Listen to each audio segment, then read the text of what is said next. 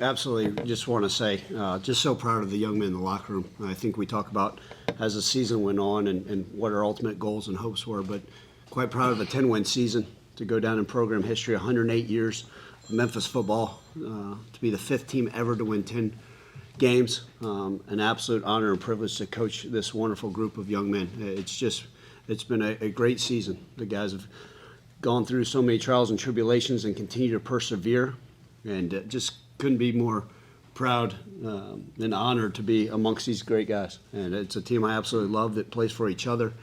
In this day and age in college football, it's a joy to go to work every single day because of the guys in the locker room. Credit to our coaching staff and the rest of the staff members that have done a phenomenal job all season, continuing to pull us all together. It's just an exciting time. And let me give thanks to our great fans. They showed up tonight, regardless of this afternoon of the weather. They bared it out, and that you could hear them, and they did a phenomenal job. So we're grateful for all of our Tiger fans that were there tonight and continue to support us throughout the year. We have a very, very bright future here in the 901 and couldn't be more excited moving forward. But again, congratulations to our team and our players, and just an honor and privilege. All right, thank you, Ryan. Questions? First of all, is that the coldest Gatorade bath you've ever gotten? It is, and if you guys can see this beautiful gash here on the top of my head, it was actually, I don't know if they did it on purpose, but that first Gatorade was from the front, and those big barrels went right into the forehead, and so I got a battle scar wound. I'm glad it happened at the end of the game. That's fine. If it happened in the first quarter, I'd probably be laid out somewhere on the sideline, but yeah, a cold Gatorade bath, but man, that's fine. I'll take it, and man, I'm glad. My feet are a little cold right now. I had to change shirts, but we'll take those every day of the week.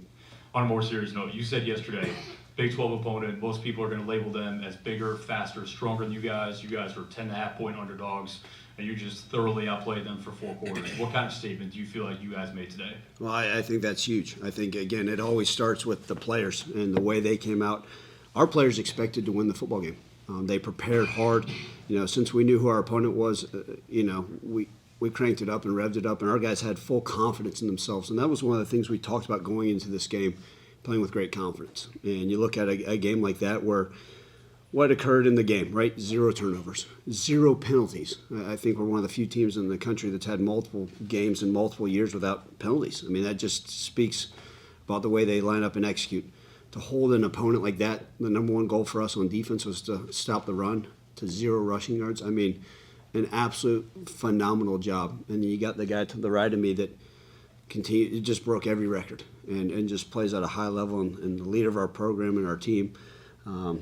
A young man that we believed in a few years ago and has just done a tremendous job of putting our program on the map and continue to do it the right way. And the guy to the left of me, every single day we have the opportunity. But that's a statement. The entire country got to watch on ESPN the AutoZone Liberty Bowl, played in front of a great crowd, and our guys go out there and more than anything play really, really hard. And if there's anything we could stand for within our culture of it is to go out there and watch our team play to the level they did. And man, just an absolute privilege, and just so darn proud of this group. It's for either of the players. Coach said yesterday, I quote, "Our guys are pretty damn motivated."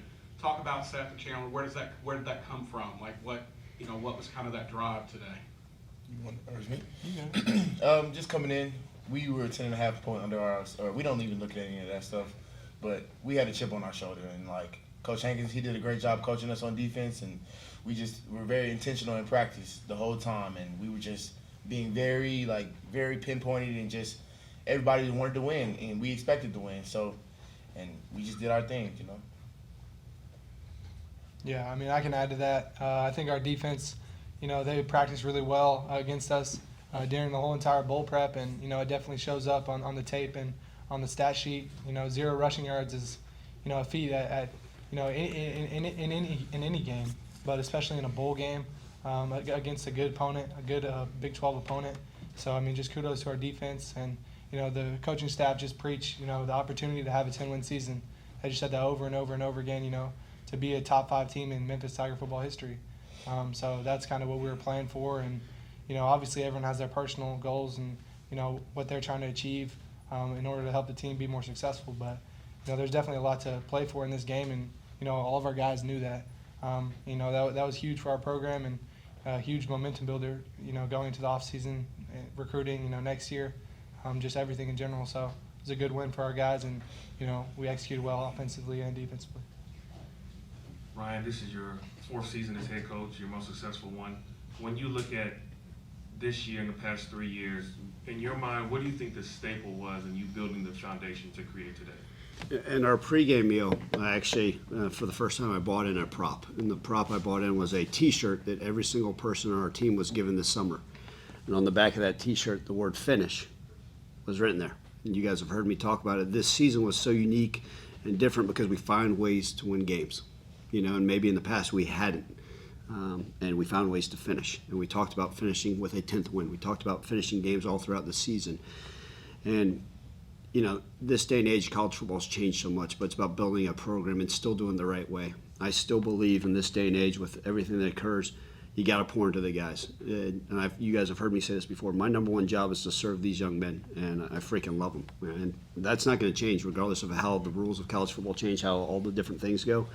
And reality, it's these guys, right? I'm just the guy that stands up there and just makes sure the schedule's right and tries to give them a little bit of inspiration every now and then. But, man, it's I lay my head down at night very, very, comfortably because I know I got these guys to my side and the players in the locker room. And so I think that was the difference going into this, a more mature team that found ways to finish. And you guys can see it. I mean, everybody that watched us play game in and game out, regardless of what the outcome was, said, wow, y'all play hard. And I think tonight is a great way to put a ribbon on top of a fantastic season, a 10-win season. And with all that being said, we didn't even achieve our ultimate goal. And, man, I tell you what, the guys that are coming back, we're so darn excited about what the future holds for us. But we're going to enjoy this. We're going to celebrate it because rightfully so, they all deserve to.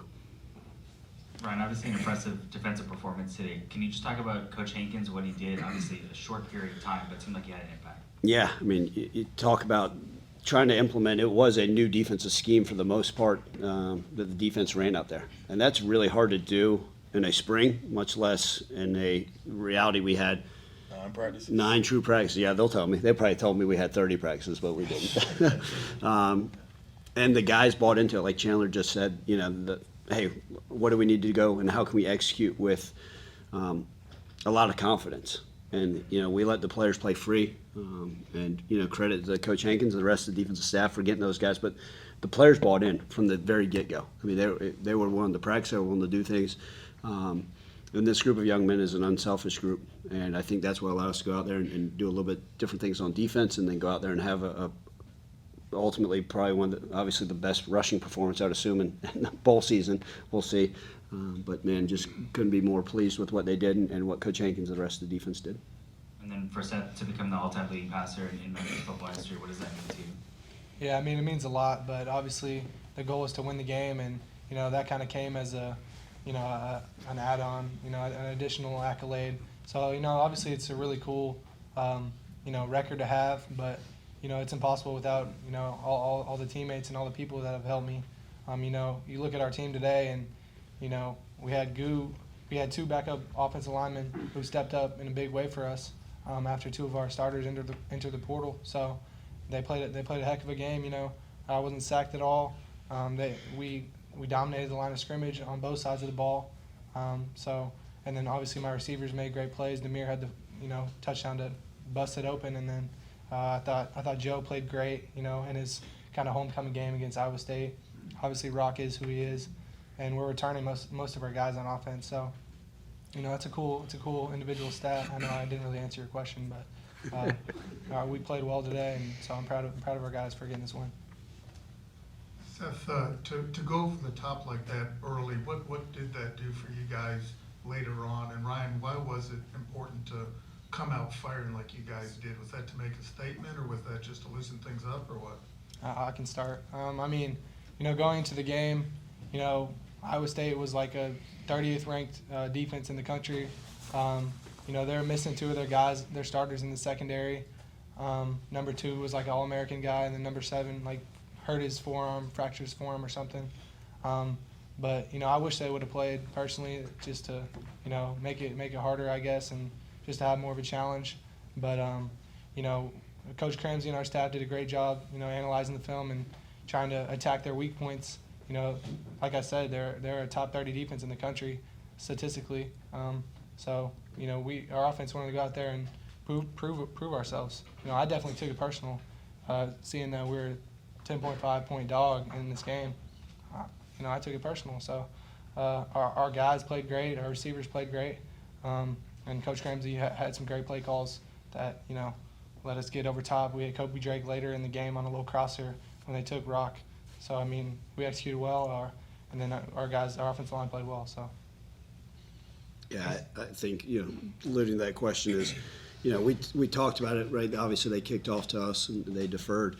And we talked about it even leading up to this game, playing with an edge. And obviously, clearly, right, it's always easy to talk about playing with an edge on defense, but then be able to go and take those shots. You know, Seth gave exactly what the defense gave him and, you know, took advantage of that stuff and made some beautiful throws. And obviously, we talked about the amount of weapons that were used throughout the game. And I think that's one of the things that's been so great about this offense is, you know, being able to find those guys that have been out there and go out being successful. So took advantage of exactly what was given and played with an edge in all three phases. And obviously it resulted in a heck of a win for the Tigers. Hey, Seth, since you don't have to look forward, you can look back. It seems like you had more fun this year than you've ever had as a player, even throughout this game. I think you needed CPR during the game to be revived. Talk about how much fun you've had this year in playing with this group. Yeah, I mean, we had a great group, just a great locker room. You know, we had great chemistry, defensively, offensively. The guys we brought in from the portal, you know, Chandler, you know, everyone we brought in, they not only matched, you know, the talent level and helped our team be better, but also just, you know, from a locker room standpoint, I feel like that was really important. And that wasn't really on purpose, to be honest. I was trying to get the ball to the ref, like really fast, and then I tripped and fell. And then Jonah started doing that because I don't know why. So, but that was cool, you know, to score on that rushing touchdown. But yeah, it's definitely fun when you're winning games and winning games with your brothers. So just happy for our guys and our seniors to go out with a win. You know, Blake Watson, Jacob Likes his last game, Joe Skates, Terrence McClain helped us throughout the course of the season. So, I mean, there's a lot of guys who contributed to this win, and I'm glad that we could send the seniors out in the right way. Coach Silverfield, kind of piggybacking off of what Henigan just said there, when you look back at this senior class that's outgoing, what will you remember about the guys that are playing their final game here tonight? Yeah, you know, there's some of those we've talked about in the past, like the relationships that you get to build. You know, I've known Jalen Allen and Jacob Likes now almost 7 years. You talk about being in their home and part of that recruiting process, and they've seen me grow and I've seen them grow, and that's been a lot of fun. And those are the relationships that you're like, man, you'll remember the rest of your life. And, you know, and as you build those, you can never take it away. In this day and age in college football, it's a different deal. And so you talk about those relationships, and then those guys that are here and the names that Seth just mentioned, and the other guys that have continued to play, the Jeff Cantons, who, you know, was able to come here and do a great job with his career, and all those guys. I just think about Simeon Blair, who came here and made a difference. So for this senior class, it's bought in, and Seth mentioned it about the guys in the locker room. That's the culture, and everybody's involved in that, whether you're a 17-year-old freshman or a 23-year-old senior.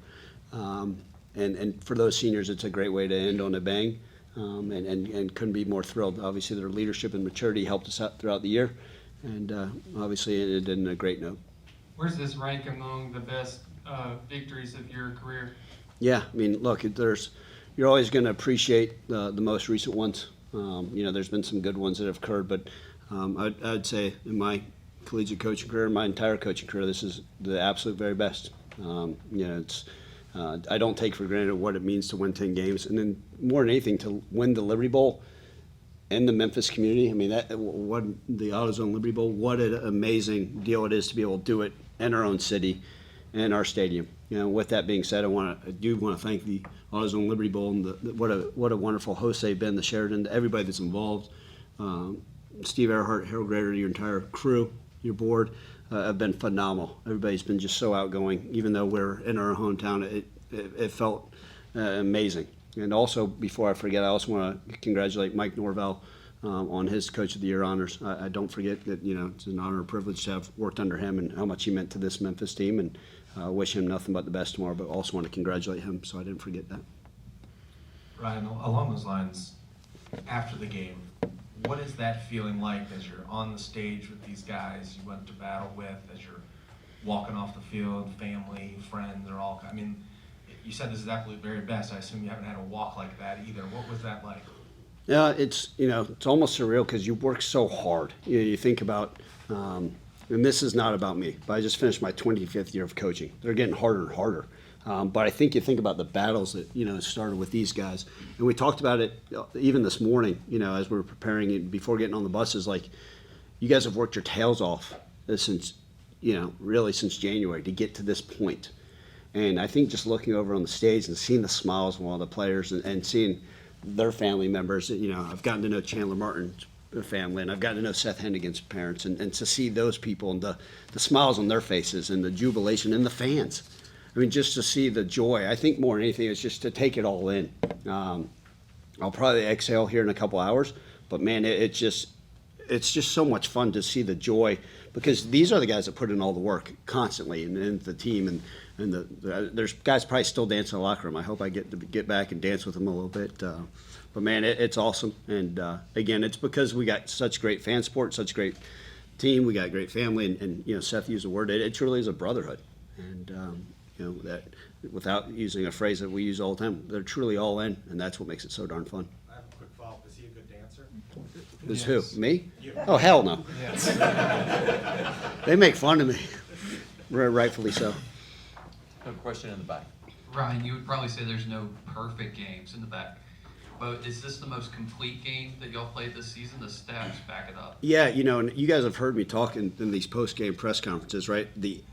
Hey, well, we played really well on defense for this quarter. We played really well on offense for this. Or we were explosive here. The passing game was great here. The run game was great.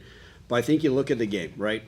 0 turnovers, 0 penalties, 0 yards rushing for the opponent.